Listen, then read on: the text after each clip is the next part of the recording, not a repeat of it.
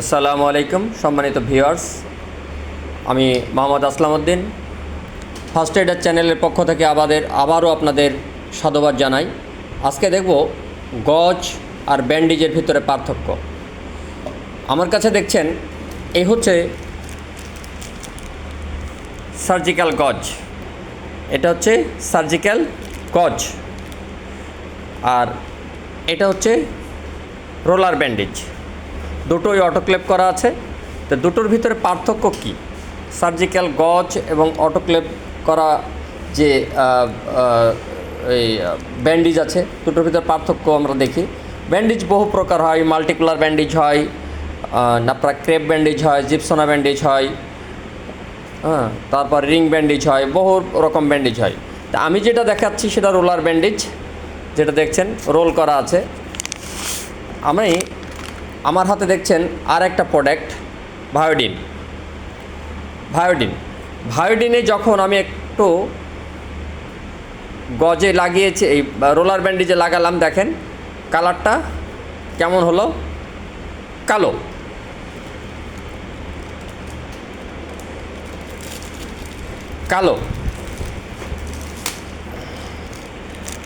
আর গজে যখন লাগাবো তখন কেমন হয় একটু দেখি।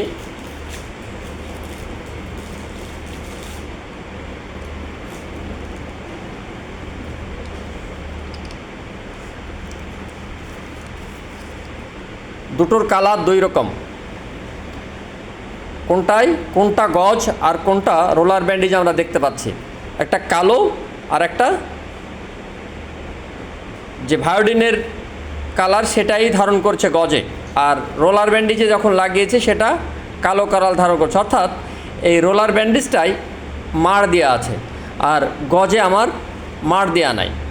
তাহলে কোনটা গজ আর কোনটা ব্যান্ডেজ, আমরা দুটো জিনিস পার্থক্য করতে পারলাম। ভায়োডিন দিলে আমরা বুঝতে পারবো যে কোনটা গজ আর কোনটা ব্যান্ডেজ। ব্যান্ডেজের কালার মার দেওয়ার কারণে কালো হয়ে গেছে, আর ভায়োডিনের কালারেই ধারণ করে আছে গজ। তাহলে গজ আমরা ক্ষতস্থানে আগে দিই, তারপর পরে দিই রোলার ব্যান্ডেজ, এবং গজ দিয়ে আমরা ক্ষতস্থান পরিষ্কার করি।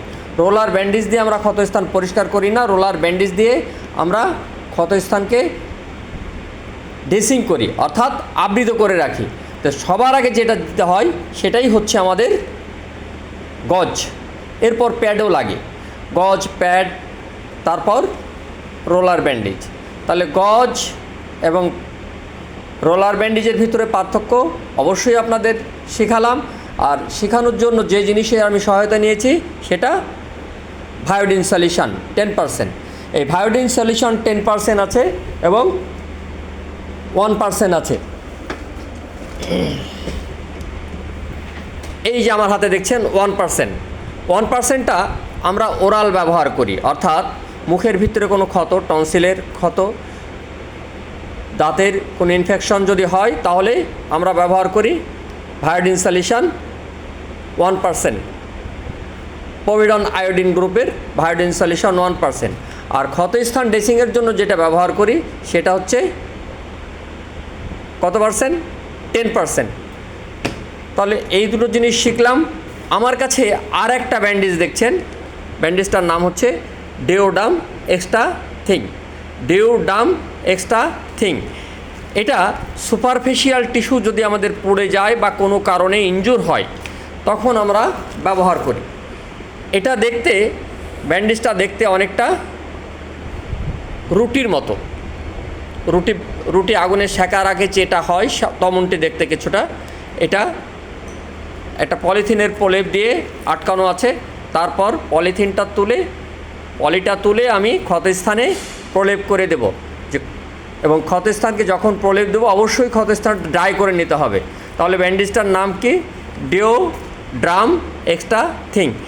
এভাবে এরপর দেব এই ব্যান্ডেজটা শরীর লাগানোর পরে দেব গজের পরে দেব তোলার পরে দেব সেই রোলার ব্যান্ডেজ দিয়ে আমি এটা 5 দিন রাখবো। 5 দিন রাখার পরে এটা ভিজবে, পচবে, দুর্গন্ধ বেরাবে। দুর্গন্ধটা একেবারে এমন হবে মনে হচ্ছে যে আপনার শরীর পচে গেল এবং ডিম পচা গন্ধ আসবে। ভিউয়ার্স, এই ব্যান্ডেজটা তৈরি হয়েছে ডিম দিয়ে তৈরি। আমাদের ডিমে প্রচুর প্রোটিন আছে। এই প্রোটিন যখন আমরা শরীরে প্রয়োগ দিয়ে দিই তখন এটা ক্ষত শোকাতে সহায়তা করে। এই জন্য আমরা সাধারণত ইনফেক্টেড কেচে রোগীদের ডিম খাওয়ার জন্য পরামর্শ দিই। তাহলে আমরা ডিউডাম শিখলাম, রোলার ব্যান্ডেজ শিখলাম, সাথে গজ কি তাও শিখলাম। এর সাথে আমি শিখলাম কি ভায়োডিনের দুটো ব্যবহার। এটা আমরা ক্ষতস্থানে ব্যবহার করব 10% ক্ষতস্থানে, এবং মুখের ভিতর যদি কোনো ক্ষত হয় ওরাল সেখানে 1%। থ্যাংক ইউ, সকলে ভালো থাকুন। আবার নতুন ভিডিও নিয়ে আসবো। আসলামউদ্দিন ফার্স্ট এইডার চ্যানেলের পক্ষ থেকে আপনাদের সাধুবাদ। আমার চ্যানেলটি সবাই সাবস্ক্রাইব করে রাখবেন। আমি নতুন ভিডিও নিয়ে আবার আসবো। আসসালামু আলাইকুম রহমতুল্লাহি বারকাতুহু।